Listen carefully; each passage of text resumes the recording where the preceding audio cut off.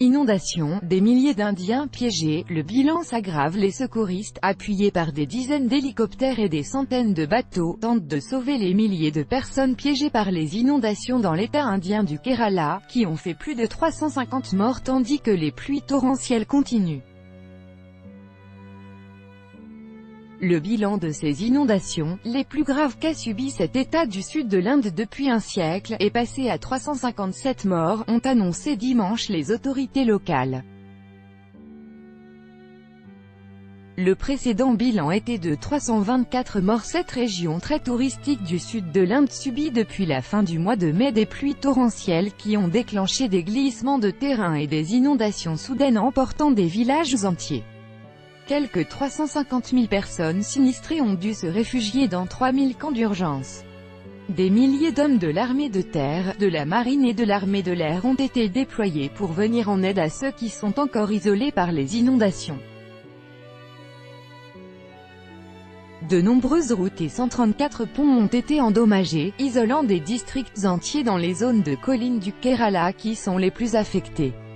Les habitants paniqués lancent des appels au secours sur les réseaux sociaux, déclarant qu'ils ne parviennent pas à contacter les services de secours. Un responsable local a confirmé que la panne des réseaux locaux de communication compliquait la capacité à contacter les populations. Un quartier situé dans le nord de Cochin, principale ville de l'État indien du Kerala, inondé après des pluies torrentielles, le 18 août 2018. Copyright AFP. Des hélicoptères ont été engagés pour larguer des stocks d'eau potable et de nourriture sur des zones isolées et des trains chargés d'eau potable ont aussi été envoyés vers le Kerala, une ville coupée du monde. Des dizaines de barrages et de réservoirs ont dû être ouverts car le niveau des eaux a atteint un seuil dangereux, inondant de nombreux villages situés en aval. Plus de 10 000 km de routes ont été endommagés, selon le gouvernement local. La situation dans la ville de Chenganur, située à quelques 120 km au nord de la capitale du Kerala Thiruvananthapuram, et qui a été coupée du monde pendant 4 jours, était particulièrement alarmante. Vue des quartiers du nord de la ville de Cochin, dans l'état du Kerala, le 18 août 2018, après le passage des pluies diluviennes. Copyright AFP. Des bateaux de l'armée et des militaires ont été envoyés dans cette ville, où selon les médias des corps ont été découverts.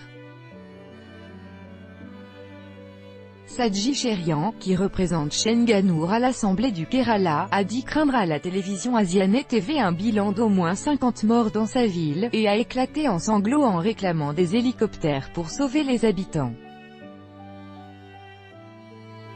L'aéroport international de Kochi sera fermé jusqu'au 26 août au moins. Le Kerala a été visité par plus d'1 million de touristes l'année dernière, selon des statistiques officielles. Il subit chaque année des pluies abondantes au moment de la mousson, de juin à septembre, mais les précipitations sont particulièrement fortes cette fois-ci. Selon le ministère indien de l'Intérieur, 868 personnes sont mortes dans 7 États indiens depuis le début de la mousson.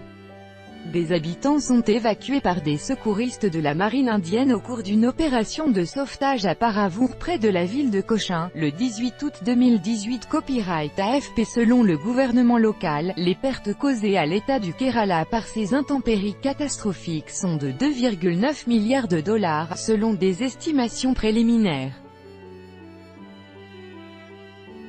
Le coût définitif ne pourra être établi que lorsque l'eau se sera retirée, précise le communiqué. Pour renforcer les opérations de secours, le chef de l'exécutif du Kerala a demandé des financements supplémentaires ainsi que l'envoi de 20 hélicoptères et de 600 bateaux à moteur en plus de ceux qui sont déjà déployés sur le terrain. Le Premier ministre indien Narendra Modi, qui a survolé samedi en hélicoptère l'État sinistré, a annoncé une aide immédiate de 75 millions de dollars. Tout droit de reproduction et de représentation réservé. Copyright 2018, Agence France Presse.